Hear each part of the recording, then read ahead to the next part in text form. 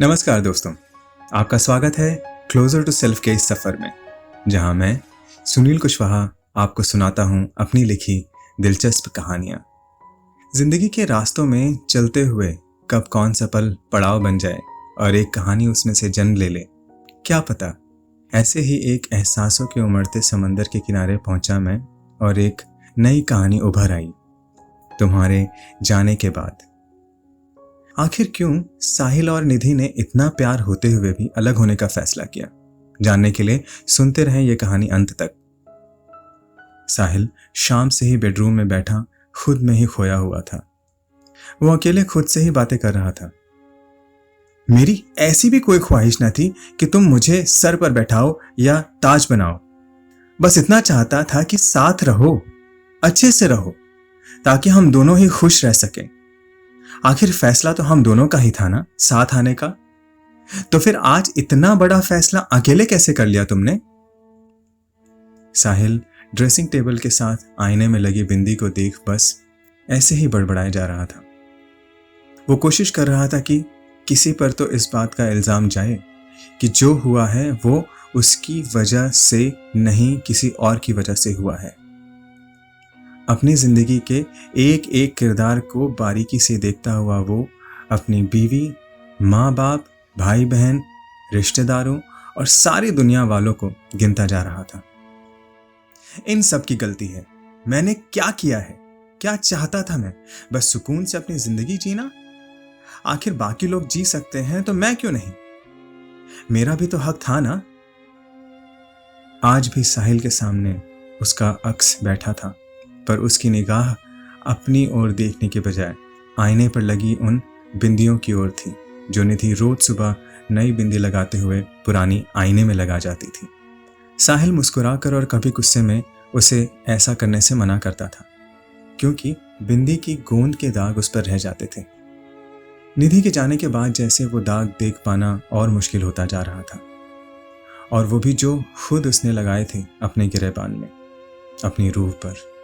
शायद अब बोझा संभाला नहीं जा रहा था उससे, और इसीलिए खुद से निगाह मिलाने का ख्याल भी नहीं था उसे। आईने के सामने बैठा साहिल अभी भी उन बिंदियों को एकटक देखे जा रहा था। अचानक दरवाजे की घंटी बजी तो उसका ध्यान भंग हुआ और उसे लगा इस समय कौन आ सकता है। दरवाजा खोलते ही तेज रोशनी ने उसे जैसे झकझोर दिया। आंखें चुंधिया गई थी उसकी। साहब, सब ठीक तो है? उसे अजीब से हालात में देखकर सोसाइटी के गार्ड ने पूछा। साहिल ने झेंपती हुई आवाज में उससे कहा, हाँ सब ठीक है।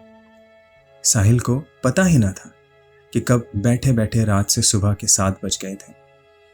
अंधेरे में रहते उसे ये उम्मीद भी न थी कि दरवाजा खोलने पर उसे उजाला भी मिल सकता है। गार्ड ने बताया कि पेपर वाला महीने के पैसे लेने आया है। उसके पैसों का हिसाब करके अंदर आते हुए जैसे वापस उन्हीं बातों की दुनिया में खो गया था वो। साहिल और निधि दोनों शादी से पहले दिल्ली में एक ही कंपनी में जॉब करते थे। दोनों के विचार इतने मिलते थे कि दोनों को ऐसा लगता था कि जैसे उनको अपना हमसफर मिल गया है। कुछ समय के बाद दोनों ने जिंदगी भर के लिए साथ चलने का फैसला कर लिया। शादी के कुछ ही महीनों के अंदर साहिल को मुंबई से एक अच्छा जॉब ऑफर मिला। अब उन्हें मुंबई शिफ्ट होना था। शुक्र है उनको किसी गैर ज़रूरी EMI की चिंता नहीं थी, सो निधि ने भी साहिल के साथ जॉब छोड़ शिफ्ट होने का प्लान कर लिया था। निधि का मन जॉब की जगह कुछ अपना क्रिएटिव काम करने का था, जो वो हमेशा से करना चाहती थी, पर जिंदगी की प्रायोरिटीज के चलते कभी कर ना पाई थी। इस बार साहिल की सैलरी अच्छी हो जाने के कारण दोनों ने मिल डिसाइड किया कि मियाँ जी जॉब करेंगे और बीबी जी कुछ नया एक्सपेरिमेंट। आगे वक्त क्या रंग लाने वाला था इससे सब अनजान थे। निधि ने एक काम ट्राई किया, दूसरा और तीसरा, फिर चौथा, पर उसे कुछ भी लगातार करते रहने में इंटरेस्ट नहीं आ रहा था, और ज्यादा वक्त घर में बिताने के कारण जैसे उसका सोशल सर्कल भी ना के बराबर ही बचा था। स्थिति को ना समझ पाने के कारण वो इन कोशिशों को अपनी असफलताओं में गिनने लगी, और ये उसकी बढ़ती हुई फ्रस्ट्रेशन का कारण बनता जा रहा था। 10 महीने हो चुके थे। अब विकृत मनोदशा का असर उनके हसीन रिश्ते पर भी आने लगा था। रोज की कहा सुनी अब बेवजह सी लगती बहस बन जाती थी। साहिल ने उसे समझाने की कुछ बार कोशिश की, पर निधि जैसे अपनी उम्मीदों पर खरे ना उतर पाने का सदमा बर्दाश्त नहीं कर पा रही थी। तो उस पर किसी की बातों का भी असर नहीं हो रहा था। अंदर से टूट चुकी थी शायद। आनन फानन में उसने अपनी माँ के पास जाने का फैसला कर लिया, बिना किसी रिटर्न डेट के। साहिल के पास भी जैसे कोई और रास्ता ना था। उसने भी अंदर कहीं हार मान ली थी। उसे लग रहा था कि शायद उसने ही वक्त देने में कुछ कमी की, या उससे ही गलती हुई है और वो समझ नहीं पा रहा है। पर उसके अंदर भी इस गहराई में जाने की जैसे इच्छा अब ना थी। निधि अपनी माँ के पास अकेले ही फ्लाइट ले मुंबई से दिल्ली चली गई थी। आज 8 दिन हो गए थे। ना निधि ने साहिल को कॉल करने की जरूरत समझी और ना साहिल ने ही उसे कॉल किया। क्यों नहीं रोक सका साहिल अपनी इतना प्यार करने वाली बीवी को? आखिर इतनी बड़ी क्या बात हो गई थी जो अपने सबसे अहम रिश्ते से भी ऊपर निकल गई? क्यों इतना खुदगर्ज बन गया था? क्या उसने उसका नजरिया समझने की भी कोशिश की?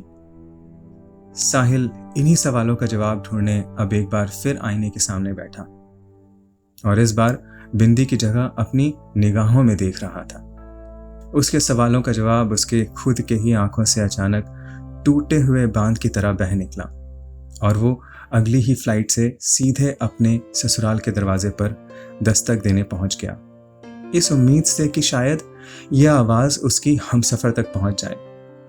डोरबेल बजने के साथ ही निधि ने दरवाजा खोला और दोनों बिना कुछ कहे बस एक दूसरे को देखते रह गए। इस बार दरवाजे के पार दोनों को नई शुरुआत की एक रोशनी दिखाई दे रही थी। तो आज के सफर का पड़ाव यहीं तक। कैसी लगी आज की कहानी आपको? अगर अच्छी लगी हो तो लाइक और शेयर करें और सब्सक्राइब करने के साथ बेल आइकन भी टैप कर दें ताकि जैसे ही नई कहानी आए तो आपका फोन आपको तुरंत बताए। अपने कमेंट्स जरूर दें ताकि मैं आपको बेहतर कहानियां सुना सकूं। धन्यवाद।